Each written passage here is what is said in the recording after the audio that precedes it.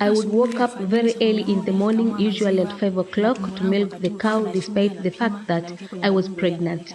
I had to prepare everything concerning milk before my ex-husband could take them to the nearby town for sale. Nevertheless, when I asked him for money after he had sold the milk, he would claim to have no money, and that led us to quarreling. Eventually, I started to make the secret search in the house so as I could to find out whether my ex was having any money. My son and his wife, they were both responsible for rearing the cows. However, my son decided to sell them without consulting his wife. She was so furious because she did not agree with her husband's decision. He did not consult any family members concerning the matter. He regularly beat me up, and sometimes he would chase me out of the house regardless of whether I was naked or not. There are times when he could pour water on me. During the time when he would lock me out of the house, I had to sleep in the kitchen with nothing to cover. Most of village kitchens are detached from the main house. My ex-husband was so violent that there was a day when he intended to insert sticks into my private party. I had to scream for help, and that was the day I decided to leave him. According to our community culture, women are expected to keep their marriage issues a secret. We do, but we are humiliated. Most of women are oppressed due to patriarch system, which is dominant in Ruvuma region. In particular, women is not supposed to expose their marital problems in the public.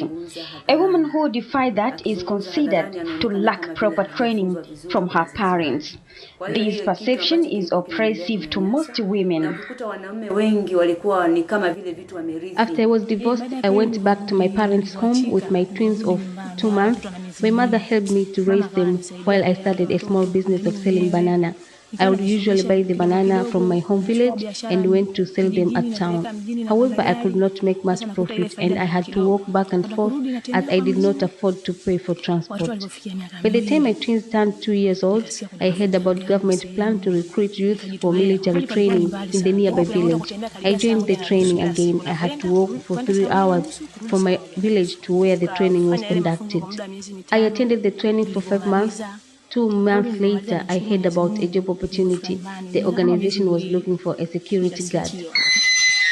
Fortunately, I applied for the job and was employed, where I still work, and my life has ever since improved. As a matter of fact, this is a difficult job. You have to sacrifice. We are 6 security guards, 5 are men, and she is the only woman, but she works hard as any security guard. You cannot tell the difference on who is a man or a woman when it comes to work. Since I left my ex-husband with 2 months twins who were 6 years old, their father had never given any upkeep to cater for their needs. Similarly, he had not taken care of our first twins who are 9 years now and in grade 3. I left the boys with my mother-in-law. I live with my 2 grandchildren. My son, who is the father, do not make any contribution for their living, but their mother is really taking care of them. Until now, Tanzania has no specific law that makes a man to look after the children he had abandoned.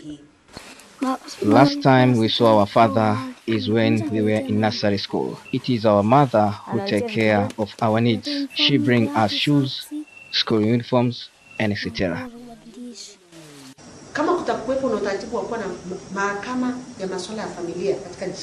If we had family courts in Tanzania, they could be so useful in terms of addressing family disputes on time.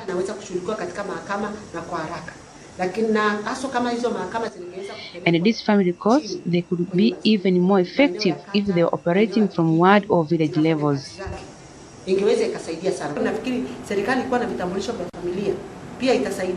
Again, if Tanzania had issued national identity cards, they could facilitate to identify anyone, especially men who bear children with various women and later abandon them.